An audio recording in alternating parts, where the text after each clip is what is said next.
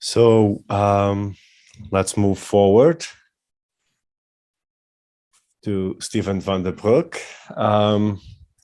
who is a senior lecturer at the University of Ghent.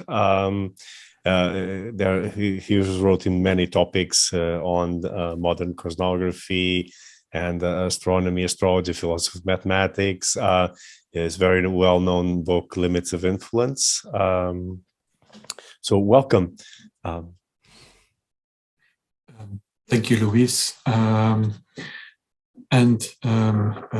thank you for the sponsors to the sponsors of this conference.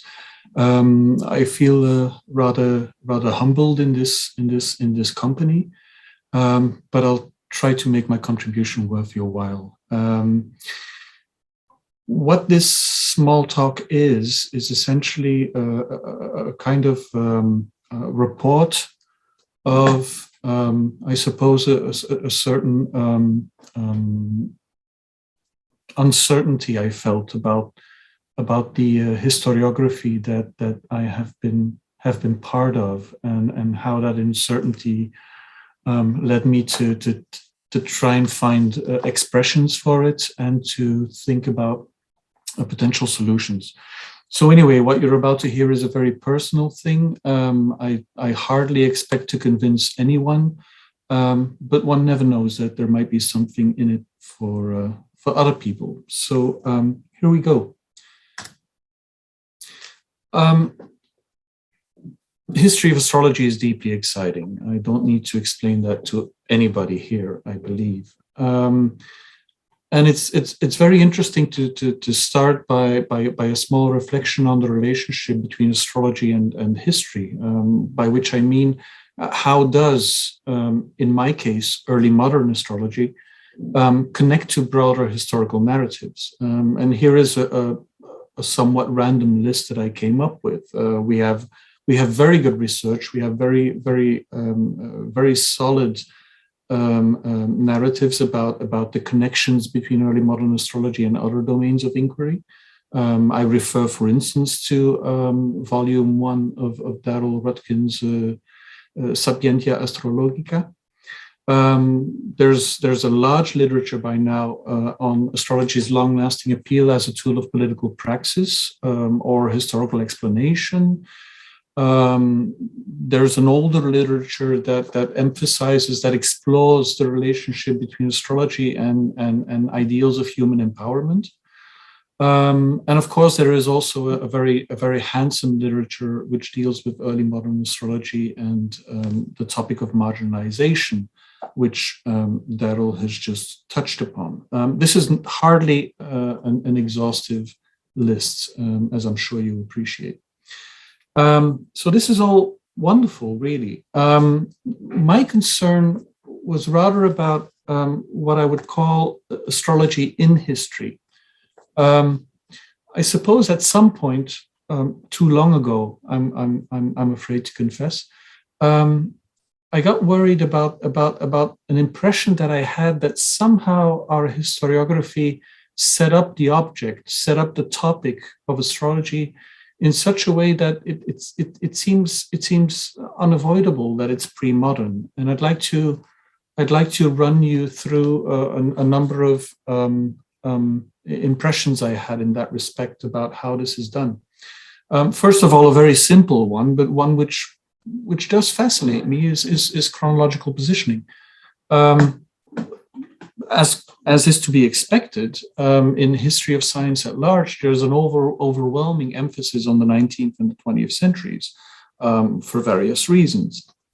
However, in the history of astrology, unless I'm very badly informed, this does not seem to be the case. I perceive a strong dearth of historical research on 19th and 20th century astrology. So I'm not saying this is a conscious thing. There are many explanations which you could have for this phenomenon if you agree that it is indeed a real phenomenon. But I am a little bit concerned, I suppose, about the extent to which historiography contributes to the assumption that astrology is essentially a thing of the distant past, if not factually, as we all know.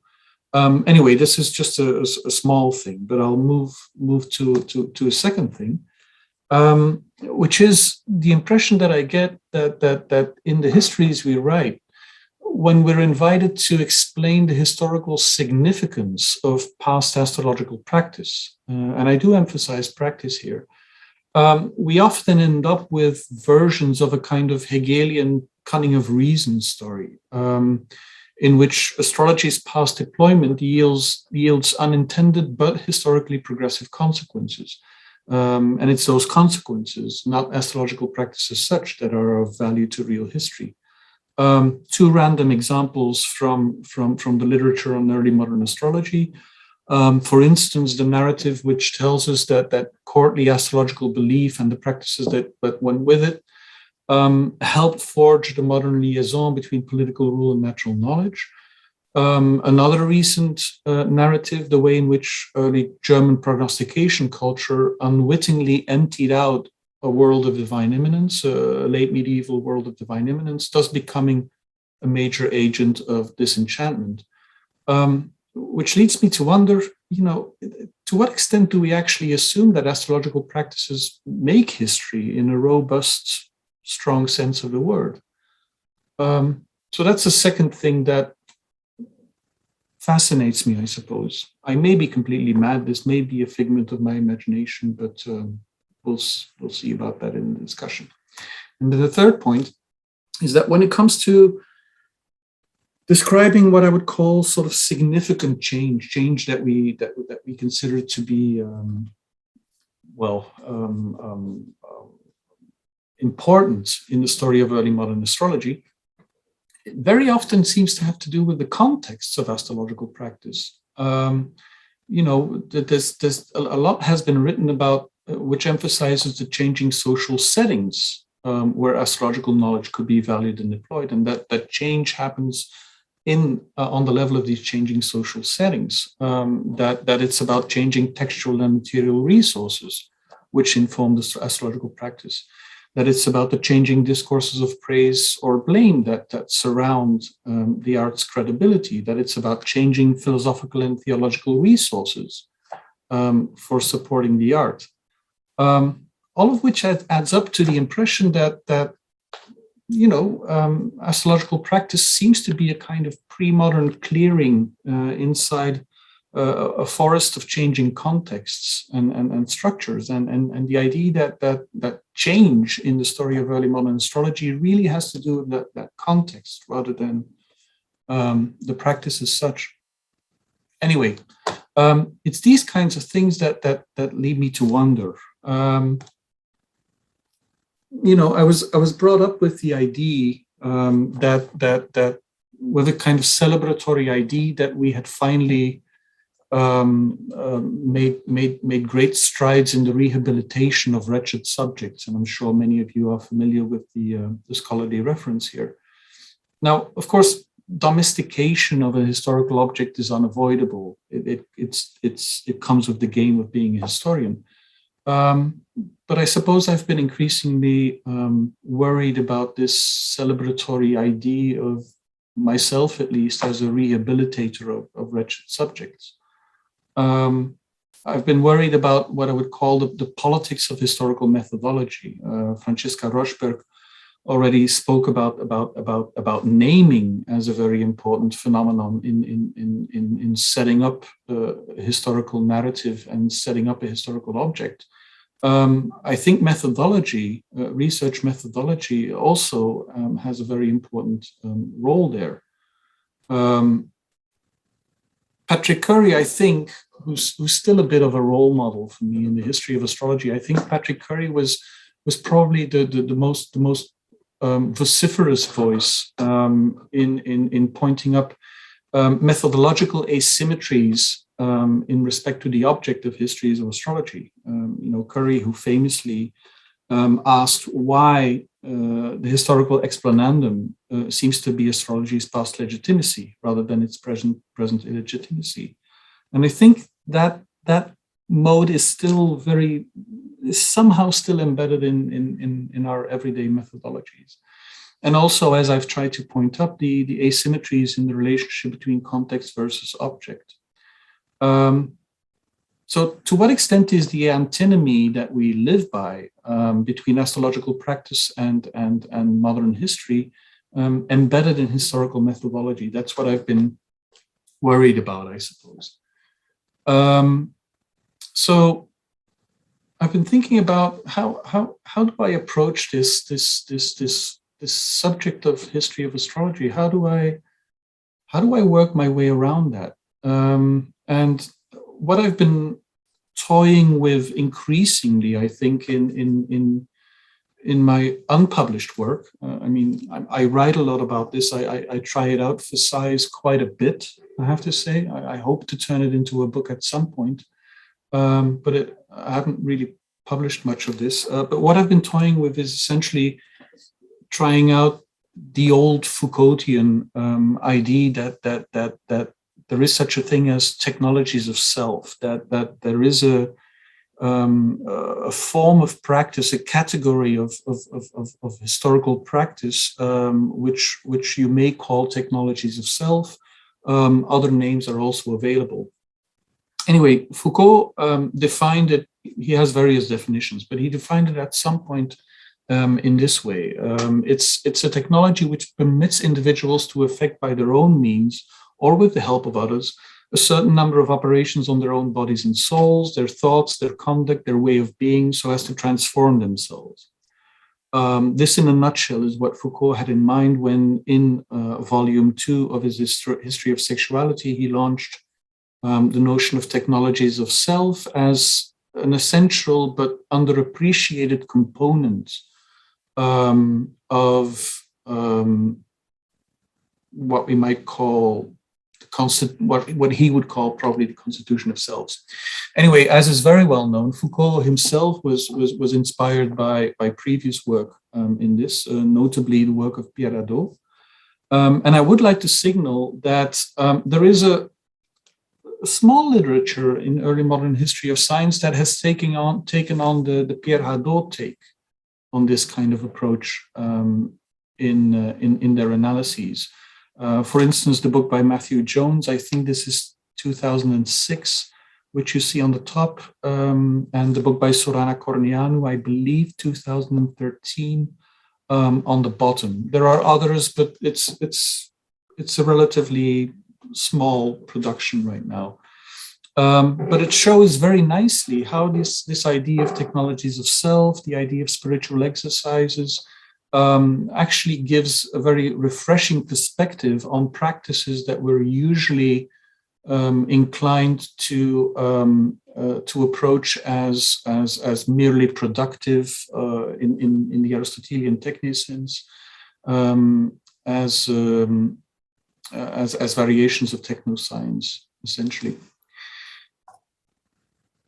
So anyway, Foucault connects this to various other issues, hermeneutics of the self, which also seems like a very interesting, to me at least, an interesting way of approaching astrology, and sustained practices of self-constitution and inspection.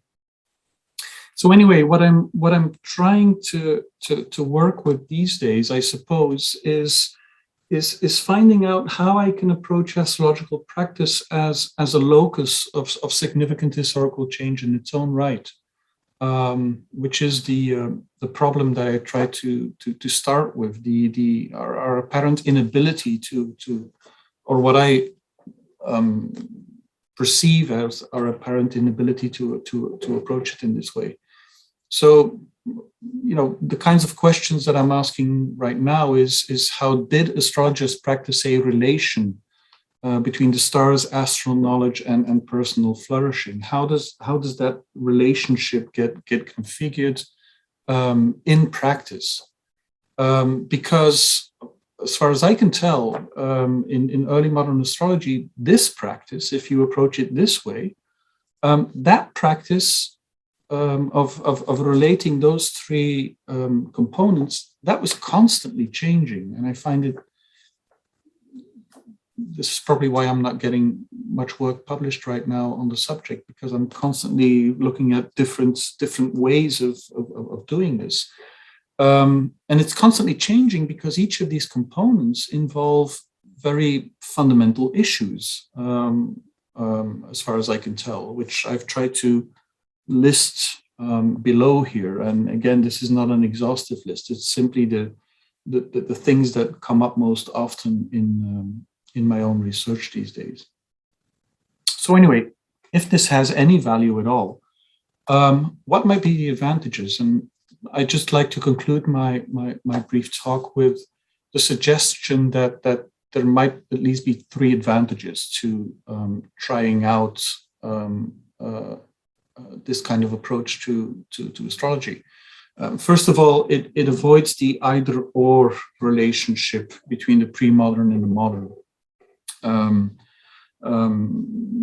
My current research suggests that modern practices, pre-modern practices, those things are really very hard to disentangle when you start to look at the kinds of spiritual exercises, if I may use that term, that early modern astrologers were engaged in. Second of all, it assigns what I would consider to be a robust historicity to astrological practice in its own right. And finally, it does highlight the centrality of past concerns and sensibilities that are frequently neglected by the history of science. For instance, the